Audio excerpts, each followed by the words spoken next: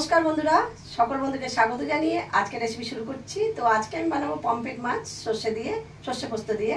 তো বাড়িতে সবাই বানিয়ে থাকো, তো আমি যেভাবে বানাই সেটাই শেয়ার করছি। এই প্রথম থেকে ভিডিওটি শেষ অবধি দেখার। তো এই যে পমফ্রেট মাছ নিয়ে নিয়েছি, 4 পিস পমফ্রেট মাছ নিয়ে নিয়েছি, গাগুলোকে একটু চিড়ে নিয়েছি। এখানে মাছে লবণ দিয়ে দেবো পরিমাণ মতো, আর এখানে হলুদও দিয়ে দেবো, দিয়ে মাছগুলোকে একটু মেখে নেব। ওভেনে প্যান বসিয়ে তেল বসিয়ে দিয়েছি, ওখানে মাছগুলিকে দিয়ে দিচ্ছি।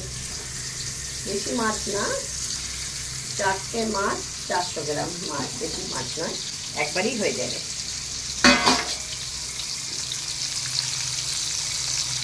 মাছগুলো ভাজা একদিকটা হয়ে গেছে, এখন উল্টে নিচ্ছি।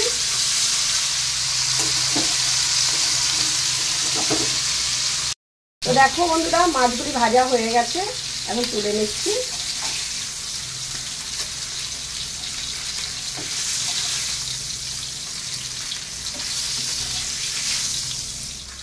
দিয়ে দিলাম টমেটো আর কাঁচা লঙ্কা,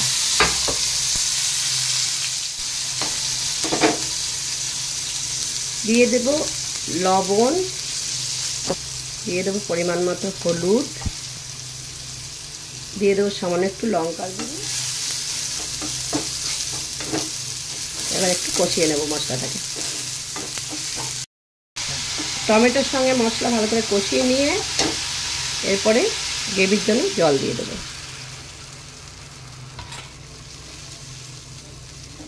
ঝোলটা ফুটতে দেব। ঝোলটা ফুটে গেছে, এখন মাছগুলি দিয়ে দেবো।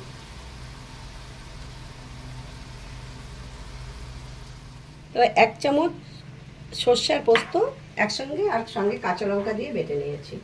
এখন একটু সামান্য জল দিয়ে একটু মশলাটাকে পাতলা করে নিলাম। তো দেখো বন্ধুরা, এখন আমি দিয়ে দিলাম এই মাছের ঝোলের উপরে সর্ষে পোস্ত বাটাটা। এবার একটু নাড়িয়ে মিশিয়ে নিলাম ঝোলটাকে। তো আমার মতো এরকম সর্ষে পোস্ত দিয়ে পমফ্রেট মাছের কারি কে কে খাও কমেন্টে জানিও বন্ধুরা। তো এখন ঢাকা দিয়ে গ্যাসটা অফ করে এখন রেস্টে রেখে দেবো। তো দেখো বন্ধুরা, অনেকক্ষণ রেস্টে ছিল মাছের কারিটা, মানে মাছের কারি না, ঠিক ঝাল, এটা সর্ষে পোস্ত দিয়ে ঝাল, পমফ্রেট ঝাল।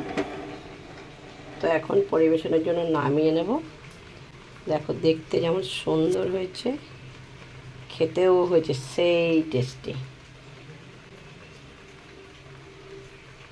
তো আমার এই পমফ্রেট মাছের রেসিপিটা ভালো লাগলে আমাকে লাইক করতে ভুলো না, কমেন্ট করে জানিও কেমন লাগলো। আর নতুন বন্ধু হয়ে থাকলে আমার চ্যানেলটিকে সাবস্ক্রাইব করার অনুরোধ রইল।